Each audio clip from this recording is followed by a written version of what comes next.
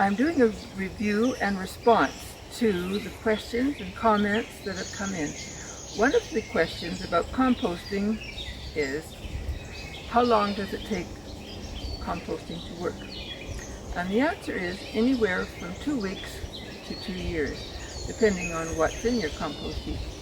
So if it's just lawn clippings and mulched leaves, it goes very fast. It heats up in the center of the compost heap, but then you have to get the cooler debris that's on the outside of the compost heap to get into the center to get that heat.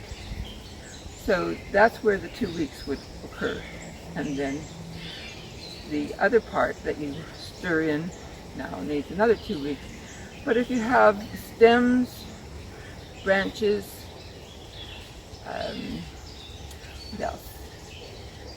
Any kind of foliage that is dense, then that takes longer than 2 weeks. So this is the compost heap that I showed you 2 weeks ago. These are my favorite tools, the pitchfork and the potato hoe. And I'll open up the compost heap and show you what is there, and then I'll stir it up so that you can see how I stir it up. So this is what the compost heap looks like. I've been adding green to it and then stirring the leaves in. I've been adding cardboard, and now I'm going to take that outside part and stir it over to a new position and see what it's like in the middle. And yes, it is. And I wish you could smell it because it smells sweet, and there is earth there. I think it smells like, see, there's the earth right there. That was just green leaves and some of it is still working, and that happened a couple of weeks ago, so there's still some grass clippings in there. But as I stir it up, and you can feel the heat of it, it will start to mix in and get that heat that's already there working further. So you can see that the potato hoe has worn out a little bit, and so I had to stick a wire through the handle and fasten it to the core because it's now 20 years old and it's often been left out in the rain. But that holds it together, and that makes it far easier to hold the debris, the compost, into a new position. And then I can add more debris and more leaves to this and have rich earth very soon. Now, another question that was asked about the compost is what to do about those branches. And those little branches like this will decompose, and they add a little air to the compost heap. And air is important because you need those three components. You need the brown of the leaves, the green of the grass clippings or the debris from the garden, the deadheading, and then you need air and warmth and moisture. So it produces its own warmth, but we keep the compost heap enclosed so that that warmth doesn't leave.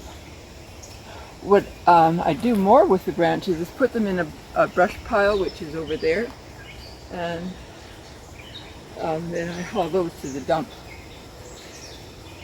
So that's, I think, all the questions about composting that I've had.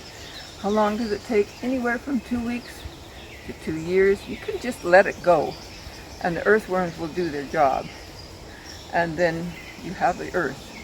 But if you want it faster and you want to get rid of it from your properties rather than piling up, then it's wise to keep working it out with a pitchfork or a potato hoe. And besides, it's good exercise, it smells good, you don't have to go to the gym, and I think it's kind of fun. Another thing you can do to enhance wildlife is provide the addition to the food chain of the predator, the hawks, the wolves, well, we don't have many wolves in this area, the coyotes, the fox, the bear, is to have a pile of branches like this so that the little rodents can hide in under there and not be eaten up all at once. But it's well away from the house. It's close to the road, and that's probably where the fox hunts, and was teaching his little guy to hunt because the rodents are in under these areas. This is a little water feature that I bought at a supply store. It's not very large, but frogs come, children come to see the frogs. I've put some goldfish in here that were 15 cents each at the pet store, and you can see them in there that are eating the mosquito larvae. If you have a water feature without goldfish, then you'll probably have mosquito larvae. So you don't want that.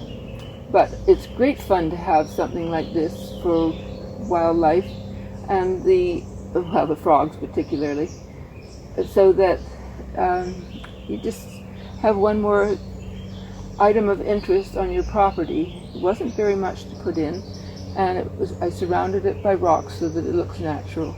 But it is a plastic liner. You can also make a plastic liner using just some vinyl and suppressing it in the earth and then surrounding it. It works too. But this has lasted me more than 30 years. So the frogs come usually and sit on this, and I can plug this in so that you'll see that it has a flow of water.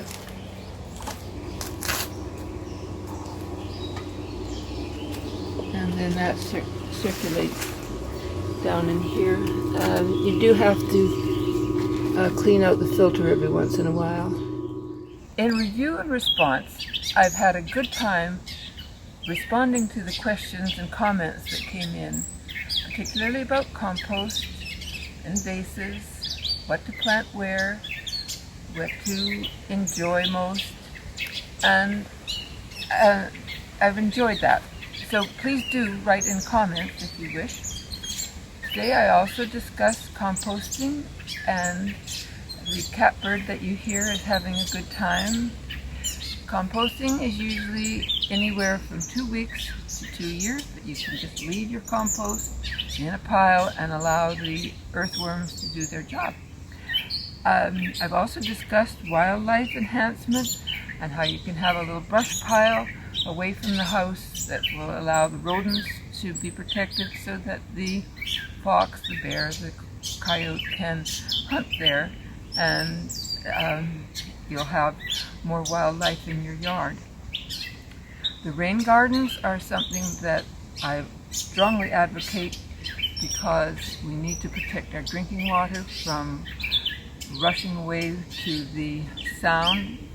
In other words, we need to protect our wells so that we don't have to keep drilling deeper and deeper, and our rainwater will go into the ground and replenish our wells. Also, to protect our rainwater by planting trees and by preserving trees that are there. Even if you have an old snag of a tree that looks as if it's partially dead, it can enhance.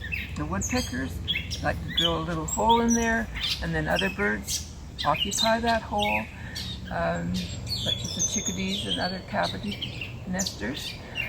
So that's a good thing to leave. Just don't look at a tree and think, oh, it's totally dead.